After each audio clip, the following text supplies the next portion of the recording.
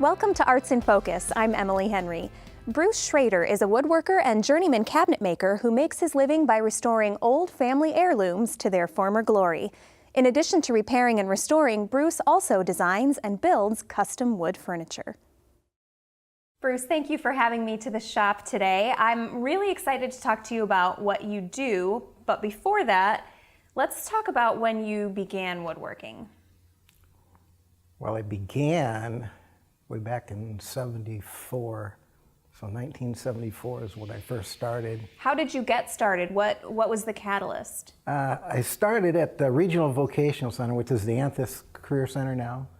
They offered a cabinet making program there, and I started in that. And it was easy, you know. It was the thing people don't understand about skill is that, you know, you don't learn a skill. Either God gives you a skill or you don't. It seemed pretty easy for me, and I won all kinds of awards. I was their #1 student, and after a year they got me a job, and so I thought that was pretty cool. You know, so before you went to school, did you have any indication that you would like woodworking, or was it not until that point when you kind of started to dabble in it that you realized? Yeah, it was really at that point. I actually signed up for the auto class because my brother had gone, my older brother had gone that way. Mm-hmm. And after day one, I'm like, why am I here? I don't like this stuff. And my dad was always pretty good with woodworking and stuff, and so I just thought I would try that, and it was easy. When did you learn about restoring furniture rather than building it from scratch? That was actually 2001 when I started here with Kelly. I had been a cabinet maker, journeyman cabinet maker for 25 years, I think, at that time, and then I had owned my own shop for a while, and I didn't like doing that. It was just too much of a headache. So I went to work with Kelly, and that's kind of where I started actually doing a lot of the repair stuff and learning all those kinds of things. So tell me what goes into repairing furniture, because I can't imagine some of the things you see and have to deal with. Is it something new every day? It is. It's really new every day. In fact, it's changing all the time because we do a lot of things from, just picked up yesterday, day before, a chair that was from the 1700s. Wow. And then we had 3 chairs from the 1800s, and that's all wood, and so that's pretty straightforward for us. But a lot of this new stuff is foam and plastic, and so we constantly have to change how we do things because the materials aren't always the same. So are there certain tricks of the trade when it comes to furniture restoration, or are you constantly sort of coming up with creative solutions as some of the newer furniture comes in? I think both. I think there are some tricks of the trade, that are kind of standard on how you can repair things, glue them back together. Duct tape. Yeah, well, we try to stay away from tape and screws and nails and things like that, and mainly just glue and clamps, and using the right glue for the right job. That's a big deal. And same with painting and staining and things like that. So is it sort of a fact-finding mission then, where you have to discern what type of finish and exactly match that color? I mean, that seems like maybe even more of a science than an art. Yeah, I wish it was. I wish it was where we could put it into a computer and says it's that color. Yeah. It's just by eye, and I've been training my youngest son to do the same thing. Tell me about the delicate balance of working with these old pieces. You mentioned a chair from the 1700s. Is it terrifying to get that kind of piece and know that if you don't do it right, that's a problem?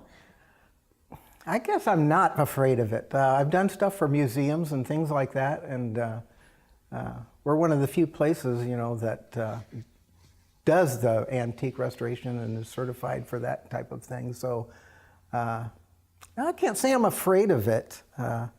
I do, want it to turn out really nice, and And usually we've done some 100-year-old pianos and things like that, and people are crying when they get them back. So it's really satisfying when you see somebody getting something that it was like a black alligator finish, and now they can see the beautiful wood again, and they're just really excited about that. So. Sure. Do you have to sometimes make molds to fix some of the trim work, or how do you go about doing what you do in an artistic way? We do make molds. There's a lot of times there's pieces that are a carving part is missing or something like that. A piece of a molding is gone, and when they want this restored, they want it all to look like nothing is missing. And so sometimes I've had to hand carve things, from pictures. This is what it looked like, Wow. and so I carve it by hand, and there's just as much into the finishing side as there is the wood side, because it's not just duplicating what they have, but the finished product has to look the same too. The color, the sheen, the staining, and there again, so many different methods of how they stain it and stuff. So we have to, like you say, kind of a fact-finding thing. We're getting better, but there's always those times where we're going, what kind of finish is this? And some finishes don't work well together, and so we have to be careful with how we apply finishes on top of other finishes. Sure. Do you have a favorite part of the process? I still like to build. I like to design and build. And I work with some interior designers around town, and several of them that bring me stuff. So I still like to build. That's still my favorite part. Tell me about that process. Do you start with a sketch? Do you do it on the computer? How do you get your ideas out and then begin the building process? Yeah, and so the designer brings me the idea, says this is what they want, about this big. Sometimes they'll have a picture they found in a magazine or something. It's almost always something that you just can't buy. You can buy something a lot cheaper than I can make it. Sure. But so then I start with a drawing. I do it on the computer with AutoCAD. So I draw the piece, give it to them. I expect there to be changes. I don't expect me to get it right the first time. And they make any changes they want, and I redraw it. Once the drawing is approved, and then I order materials and start cutting and building and go from there. What kind of pieces do you see come through the shop for restoration? You would imagine, because it is often less expensive to buy a new piece, what kind of things do you see? Tables, buffets, dressers, nightstands, whole bedroom sets. We've had an ongoing process, seems lately, of people that are older that are maybe redoing. They've had a bedroom set that they've loved their whole life, and they know if they hand it down to their kids the way it is, the kids are going to go, looks like crap. I don't want this, Mom. Sure. And so they have it redone, and then they look beautiful again. And so that's their hopes of keeping that and handing it down to the kids and hoping that they'll want it. The stuff today is mostly particle board and printed paper, where they're bringing us something that's all wood and wood construction, and so it really has a lot of value, especially to people that understand what went into it. Sure. So I would imagine with all the types of different pieces you get in, there are different challenges for each one. There is a mirror over there, or a mirror frame they brought it in to get stripped, and he wanted it stained. It was painted with several different things. Well, after we got all the paint off, we're down to a gold. We can't get the gold off. We've tried several different strippers, nothing seems to do anything. And so now I have to go back to him and say, we can't get the gold off. What do you want to do? And maybe he'll change and want it painted now, I don't know. But so that's a challenge, that kind of, we run into things like that because you don't know what's underneath. Are you amazed at what people do to furniture? When you see 8 terrible colors of paint come off, or when you see somebody's MacGyvered fix, are you just amazed. Yeah, we do get a chuckle out of some of the things, you know. Gorilla Glue is the answer for a lot of people, and believe me, Gorilla Glue is most of the time not the glue to use. But that's good to know. Yeah, yeah. I'll keep that in mind. And colors too. Since I am a woodworker, you know, by trade, I like to see the wood grain, you know. So, but sometimes I've painted walnut bedroom furniture purple, you know, like Barney purple. So oof. I know. So sometimes it's a little bit hard to do what they want, but they usually have some interior decorator that's told them to do this, and so we do what we're told. So you go along with it. Do you get a lot of different types of wood in here, or is a lot of furniture, I have no idea, is a lot of furniture made out of a certain type of wood?